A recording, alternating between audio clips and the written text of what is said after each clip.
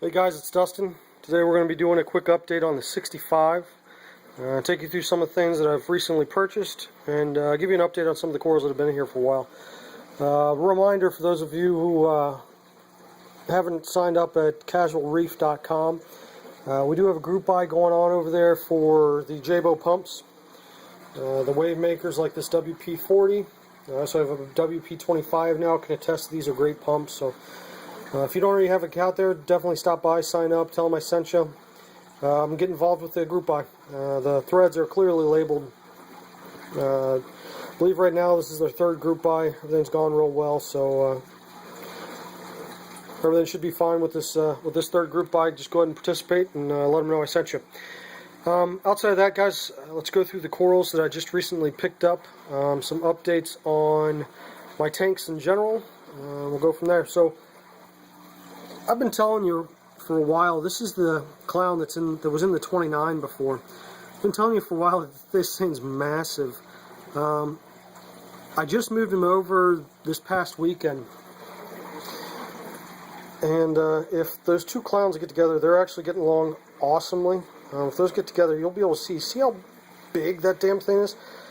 The small clown is not miniature. That small clown is bigger than what most pet stores sell. But the large clown is absolutely massive. These things have paired up awesomely. So obviously the big one's a female, the smaller one's the male. Got lucky with the smaller one not having turned female at any point. So that's great for me, great for the tank. They have paired up. They hang out by this rock a lot. I'm hoping I get a spawn out of them. If I do get a spawn, after the first couple, I'm going to try my hand at rearing them, at breeding clownfish. See if I can get anywhere. You can see also there's the 6-line wrasse that was in the 29. Alright, now for the coral. So up here at the top, you can see that's a Tyree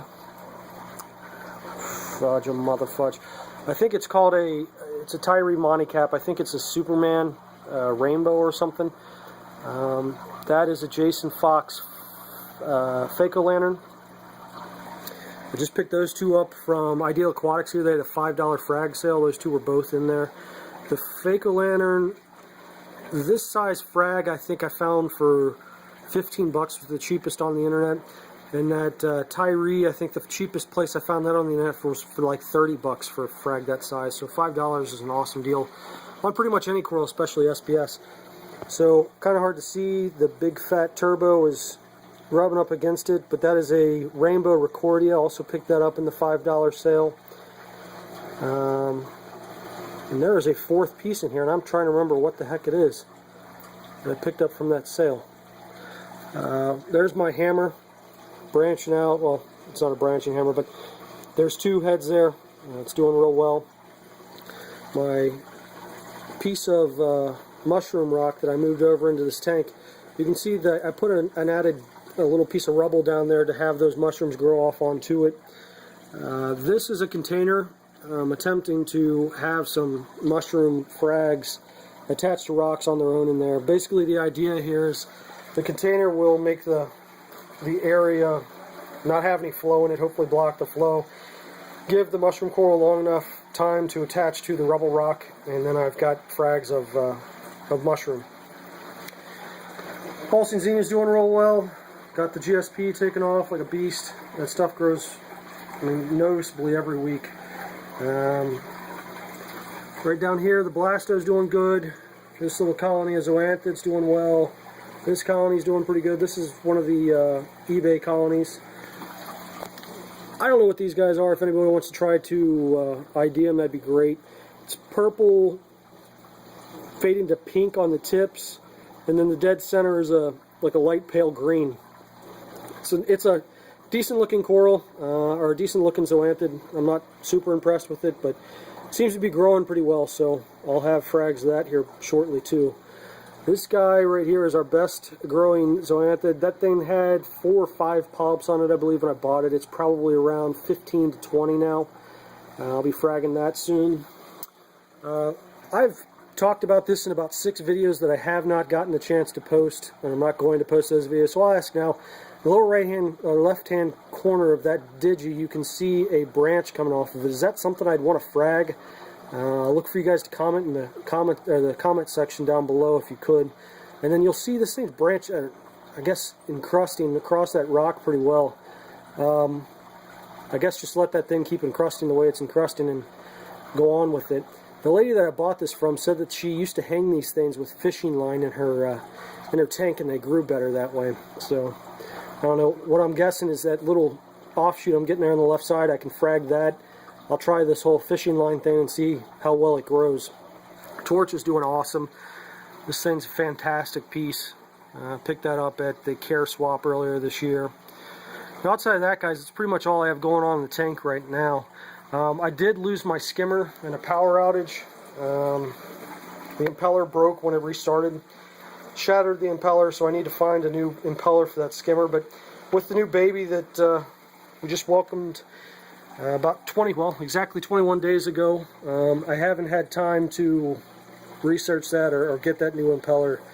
Now, this rock, I tried to scrape some of the GSP from that other tank off and put it on this frac. I don't know if it's going to take off, but there's some pieces that had tiny little polyps in it that I glued there, so hopefully, if not, I always have this big chunk up here I can always frag off of. Basically what I'm doing with this GSP and the mushroom coral down here is I'm going to see if I can find some folks here locally that are just starting out in the hobby, along with the pulsing zinnia, and just give them a piece of coral to start out with and see, so they can test the waters and see how they're doing, see how they do with it. And oh, holy crap! So this is not going to show up very well at all. There is a frag disc on the other side of this container.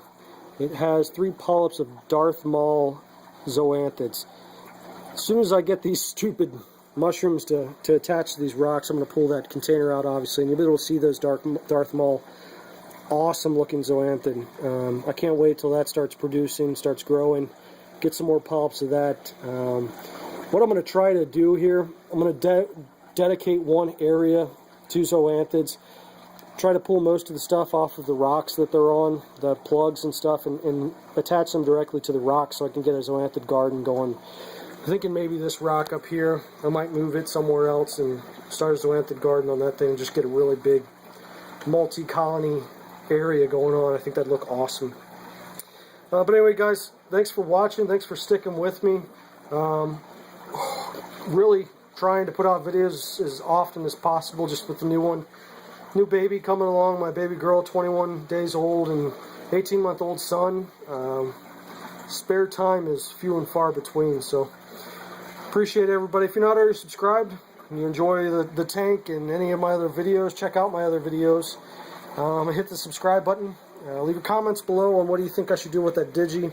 If I should frag that little chunk off there, if I should frag off any of the rest of the stuff that's encrusting, if I should just let it go. I'm not really sure.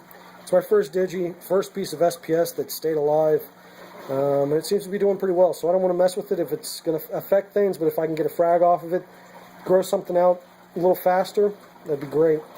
Anyway, guys, thanks again for watching. Talk to you next time.